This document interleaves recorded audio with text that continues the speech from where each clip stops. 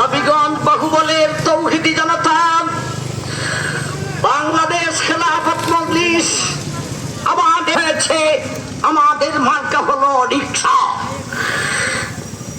হবিগঞ্জ 1 আসনে সংসদীয় নির্বাচনে নবীগঞ্জ বাহুবলে আমি মুফতি সিরাজুল ইসলামকে সংসদীয় নির্বাচনের জন্য বাংলাদেশ খেলাফত মজলিসের পক্ষ থেকে ঘোষণা করা হয়েছে।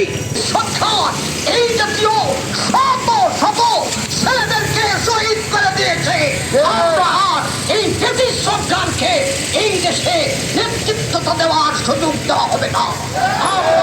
আমাদের বাংলায় ইসলামী আইন বাস্তবায়ন করার লক্ষ্যে আমাকে এই আসনে মনোনীত করা হয়েছে। আমি আপনাদের কাছে রিকশা মার্কায় চাই, আমি আপনাদের দোয়া চাই, আমি আপনাদের সহযোগিতা চাই। নাসরুম মিনাল্লাহ ওয়া ফাতহুন করিম।